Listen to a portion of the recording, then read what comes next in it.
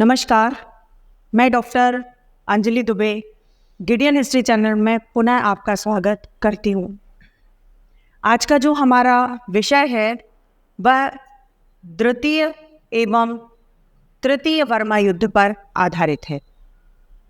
इसके पहले की वीडियो में हमने प्रथम आंग्ल वर्मा युद्ध पर चर्चा की थी, जिसमें हमने देखा कि अंततः अंग्रेजों की जीत हुई और जो वर्मियन थे वह हार गए और यांडवों की संधि से वह युद्ध समाप्त हुआ था। यांडवों की संधि के तहत एक बहुत बड़ी राशि की डिमांड की गई थी क्षतिपूर्ति के रूप में, और उसके अलावा बर्मा में फिर से ब्रिटिश रेजिडेंस स्थापित किया जाएगा, यह तय हो चुका था। द्वितीय वर्मा युद्ध का जो शुरू होने का प्रमुख कारण रहेगा वह यही रहेगा कि यांडवों की संधि को जो बर्मा का नया शासक है वह नहीं मानेगा। तो आज हम शुरू करते हैं द्वितीय वर्मा युद्ध, जो 1852 ईस्वी में संपन्न हुआ। सबसे पहले हम इसके कारणों पर चर्चा करेंगे। तो जैसा कि मैंने आपको बताया कि इसका पहला और प्रमुख कारण यही है कि यांडवों के संधि को मान्यता न देना। 1837 ईस्वी में हम देखते हैं कि बर्मा का नया राजा गद्दी पर बैठा, जिसका नाम थर्रा था। तो थर्रा जब गद्दी पर बैठा तो उसने यांडवों की संधि को मानने से इनकार कर दिया और उसको मान्यता प्रदान नहीं की। बर्मा के संविधान के अनुसार शासक को ऐसा अधिकार था जिसके तहत उसने यह कार्य किया था, किंतु उससे अंग्रेजों के हितों को चोट पहुंच रही थी। आवा में एक अंग्रेजी रेजिडेंस रहता था, उसके साथ शिष्टता का व्यवहार नहीं किया गया, इसलिए 1840 ईस्वी में रेजिडेंस को अंतिम रूप से अंग्रेजों ने भारत में वापस बुला लिया। इस कारण से दोनों पक्षों के बीच तनाव अत्यधिक शुरू हुआ और यह युद्ध का प्रथम कारण बनेगा। दूसरा इसका जो कारण था वह था अंग्रेज व्यापारियों की शिकायतें। हम देखते हैं कि 1826 ईस्वी की संधि के बाद कुछ अंग्रेज व्यापारी रंगून में ही रहने लगे थे और उनकी शिकायत थी कि रंगून का जो बर्मा का गवर्नर है वह उनके साथ अच्छा व्यवहार नहीं करता है। इसलिए उन्होंने भारत सरकार के अंग्रेजों से अपनी शिकायतें दूर करवाने के लिए हस्तक्षेप करने की प्रार्थना की, जबकि वास्तविकता यह थी कि अंग्रेज व्यापारी रंगून में करों से बचने का प्रयास करते थे और पकड़े जाने पर जो बर्मा के अधिकारी थे वह उनको दंड देते थे, जो अगर एक तरह से देखा जाए तो बिल्कुल उचित है। डलहौजी के पास जब यह शिकायत पहुंची तो वह तो लड़ने के लिए बैठा ही था, अतः उसने बर्मा में हस्तक्षेप करने का एक बहाना मिल गया और वह आगे बढ़ा। डलहौजी ने बर्मा की सरकार को पत्र लिखा कि व्यापारियों की क्षतिपूर्ति करने के लिए उस पत्र में बोला गया। यह प्रमुख कारण था कि जो बर्मा सरकार है और अंग्रेज, उनके बीच तनाव शुरू हो गया और युद्ध शुरू हो गया। इसका जो तीसरा प्रमुख कारण था वह था डलहौजी की नीति। डलहौजी के व्यक्तिगत सिद्धांत से हम सभी परिचित हैं। डलहौजी किसी न किसी प्रकार से बर्मा को हस्तगत करना चाहता था। डलहौजी को अमेरिका तथा फ्रांस से भी उस समय भय था, क्योंकि वे समुद्र के रास्ते से बर्मा की तरफ बढ़ रहे थे। डलहौजी यह बिल्कुल नहीं चाहता था कि कोई अन्य विदेशी शक्ति बर्मा में हस्तक्षेप करे। इसी कारण उसे बर्मा में युद्ध करने का बहाना मिल गया और उसने युद्ध को शुरू किया और हस्तक्षेप करना शुरू कर दिया। इसका जो अगला प्रमुख कारण है वह है लैम्बर्ट को रंगून भेजना तथा युद्ध की परिस्थितियां पैदा करना। डलहौजी ने युद्ध की तैयारी कर ही ली थी। वह बर्मा को पूरी तरह से हड़पना चाहता था। अतः डलहौजी ने बर्मा सरकार से व्यापारियों को मुआवजा दिलवाने तथा गवर्नर को हटाने के विषय में शांति वार्ता करने के लिए लैम्बर्ट को रंगून भेजा। किंतु साथ ही डलहौजी ने एक और चाल चली और लैम्बर्ट के साथ एक युद्ध तोप भी भेज दिया गया। बर्मा का राजा युद्ध नहीं चाहता था, अतः उसने अपने गवर्नर को हटा भी दिया और मामले को शांतिपूर्वक निपटाने के लिए नए अधिकारी रंगून भेज दिए। किंतु दूसरी तरफ देखा जाए तो लैम्बर्ट ने रंगून की नाकेबंदी कर दी और बर्मा के राजा के एक पोत को भी अपने अधिकार में कर लिया। तो निश्चित तौर पर यह युद्ध का प्रमुख कारण बनेगा।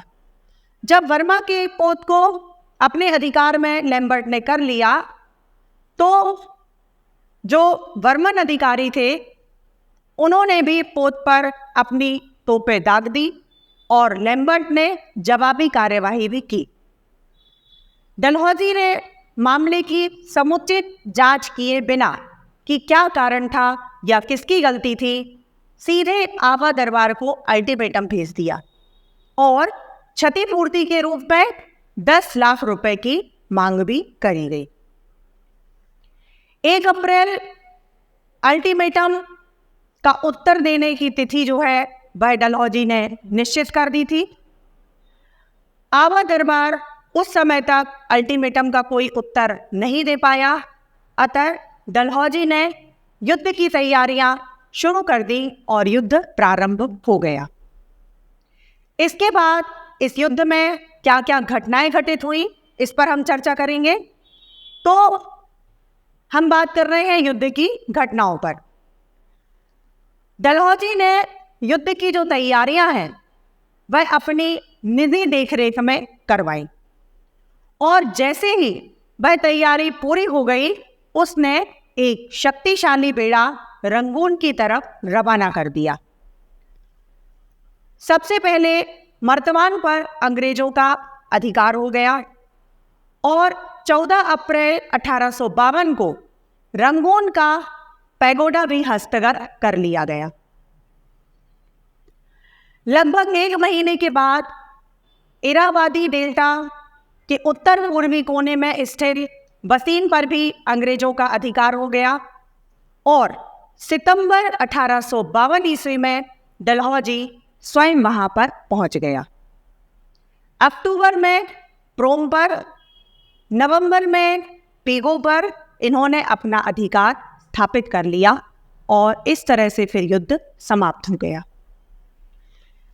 गवर्नर जनरल ने आवा दरबार के सामने एक प्रस्ताव रखा कि वह एक संधि पेगु अथवा निचले बर्मा की विजय को मान्यता प्रदान करे, ऐसी करना चाहता है। जब इस प्रस्ताव का कोई उत्तर नहीं मिला तो डलहौजी ने एक घोषणा द्वारा पेगु को कंपनी के साम्राज्य में मिला लिया। इस युद्ध का जो परिणाम हुआ वह भी महत्वपूर्ण था।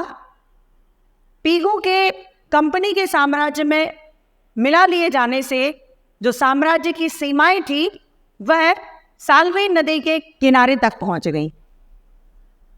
जो दूसरा महत्वपूर्ण परिणाम सामने आता है वह है कि बंगाल की खाड़ी के संपूर्ण पूर्वी तट पर अंग्रेजों का अधिकार स्थापित हो गया।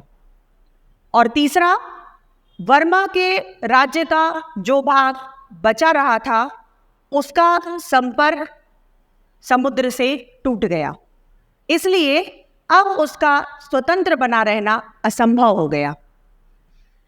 अंत में अंग्रेजों को एक बड़ा प्रदेश मिल गया जो पश्चिम में अराकान की पहाड़ियों से और पूर्व में साल्वेन नदी से घिरा हुआ था। इस प्रदेश को मुख्य आयुक्त का प्रांत बना दिया गया इस द्वितीय युद्ध के माध्यम से। तो इस तरह आपने देखा कि द्वितीय युद्ध में अंग्रेजों ने लगभग समस्त बर्मा को विजित कर लिया है। इसके बाद एक और आंग्ल बर्मा युद्ध होगा जिसे हम तृतीय बर्मा युद्ध के नाम से जानते हैं, जो 1885 ईस्वी में संपन्न होगा। तो अभी तक हमने देखा कि प्रथम तथा द्वितीय युद्धों के परिणाम स्वरूप बर्मा का राज्य बहुत छोटा हो गया था और समुद्र से भी उसका संपर्क पूर्णतया टूट गया था। 1862 ईस्वी तथा 1867 ईस्वी में बर्मा ने अंग्रेजों से व्यापारिक संधियां की और उन्हें व्यापारिक सुविधाएं दी। अंग्रेजों ने 2 युद्ध में जो कुछ भी प्राप्त किया था, इसके बाद भी वह संतुष्ट नहीं थे और बर्मा के शेष भाग को भी हड़पने का बहाना वह ढूंढ रहे थे। 1878 ईस्वी में बर्मा का जो राजा था मिंदन, उनका देहांत हो गया और वहां पर उत्तराधिकार के लिए संघर्ष छिड़ गया। अंत में राजा मिंदन का एक पुत्र था जिसका नाम है थीवा। तो थीवा विजयी हुआ और वह सिंहासन पर बैठा। बर्मा की नई राजधानी मांडले में एक अंग्रेजी रेजिडेंस रहता था। बर्मा की प्रथा के अनुसार जो रेजिडेंस था उसको दरबार में राजा के सामने नंगे पैर घुटनों के बल झुककर अभिवादन करना पड़ता था। लेकिन 1876 ईस्वी में गवर्नर जनरल ने रेजिडेंस को निर्देश दिया कि वह दरबार में पहुंचकर जूते ना उतारे और घुटनों के बल ना झुके। परिणाम स्वरूप राजा ने रेजिडेंस को दरबार में प्रवेश करने से रोका। लेकिन उसके बाद भी रेजिडेंस नहीं माना। अंततः विवाद इतना बढ़ गया कि उस रेजिडेंस को अंग्रेजों को वापस बुलाना पड़ा।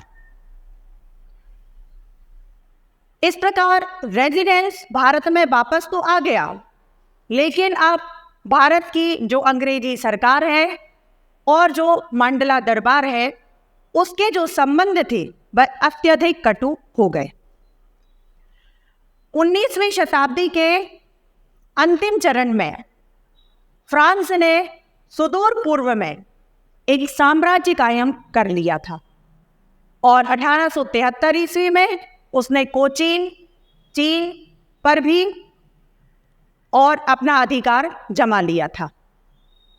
चीन का जो टूनकिन नामक स्थान था उस पर अपना पूरी तरीके से आधिपत्य कर लिया और फिर वह बर्मा की ओर भी मुड़ने लगा। बर्मा की सरकार फ्रांस के साथ मैत्री संबंध कायम करने को ललायत थी, क्योंकि कहीं ना कहीं शायद बर्मा की सरकार को लगता था कि अगर हम फ्रांसीसियों से मित्रता कर लेंगे तो हम अंग्रेजी सरकार को मुंहतोड़ जवाब दे पाएंगे। अतः बर्मा की सरकार के दूतों ने पेरिस की यात्रा की और 1885 में दोनों सरकारों के बीच, बर्मा और फ्रांस, इनके बीच एक व्यापारिक संधि भी हो गई।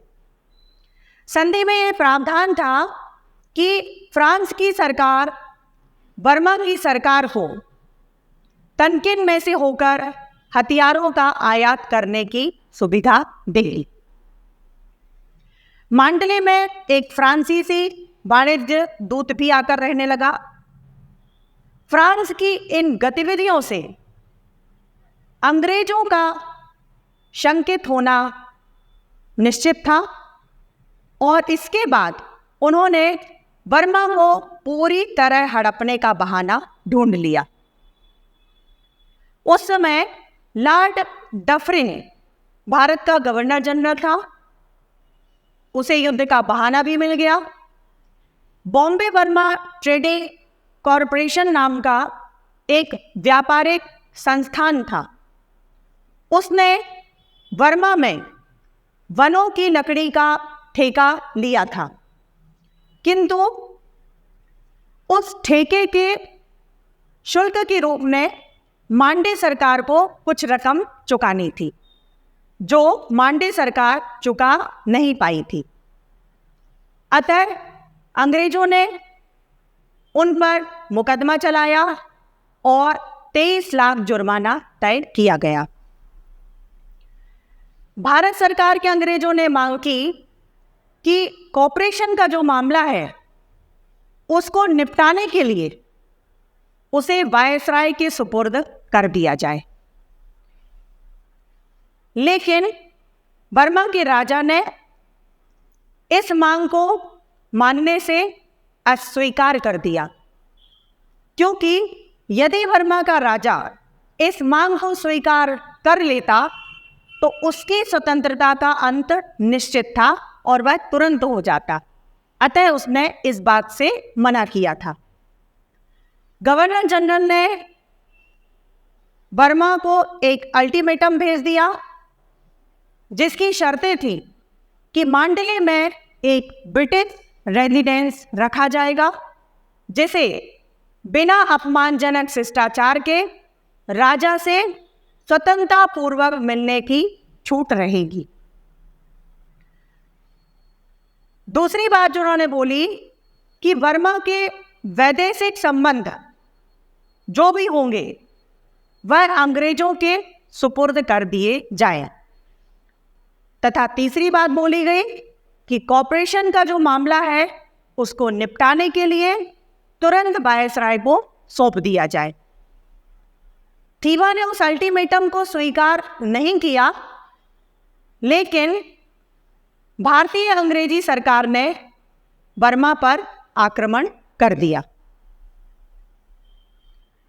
20 दिन के अंदर अंग्रेजों ने मांडले पर अधिकार कर लिया और थीबा को समर्पण करना पड़ा। उत्तरी बर्मा को ब्रिटिश साम्राज्य में मिला लिया गया। तो स्पष्ट है कि इस सारे घटनाक्रम में अगर हम देखें तो थीबा का कहीं कोई दोष नहीं था, लेकिन लॉर्ड डफरिन ने निर्लज्जतापूर्ण एक डकैत जैसा आचरण जरूर किया था और इस तरह से पूरी तरह से बर्मा का विलय जो है वह अंग्रेज भारतीय सरकार में हो गया। तो मैं आशा करती हूँ कि आज के इस वीडियो के माध्यम से आपको द्वितीय आंग्ल बर्मा युद्ध एवं तृतीय आंग्ल बर्मा युद्ध दोनों बहुत अच्छे से समझ में आ गए होंगे, और जिन्होंने भी इसके पहले का वीडियो नहीं देखा है तो आंग्ल बर्मा संबंध क्या थे और प्रथम आंग्ल बर्मा युद्ध किस तरह हुआ, इसको अगर आप पढ़ने के बाद इसको देखेंगे तो वह आपको और अच्छे से समझ में आएगा। धन्यवाद। आज का वीडियो जिन संदर्भ ग्रंथों पर आधारित है वे आपके स्क्रीन पर हैं। यदि आपको ये वीडियो अच्छा लगा और भविष्य में आप भारतीय एवं विश्व इतिहास को क्रमबद्ध रूप से जानना चाहते हैं तो आप इस चैनल को लाइक करें एवं सब्सक्राइब का बटन दबाएं। आपके सुझाव सदैव आमंत्रित हैं। साथियों, इस चैनल का उद्देश्य किसी भी रूप में व्यवसाय बिल्कुल भी नहीं है। इस चैनल के द्वारा संपूर्ण इतिहास का ज्ञान पूर्णतः निःशुल्क प्रस्तुत किया जाएगा। धन्यवाद।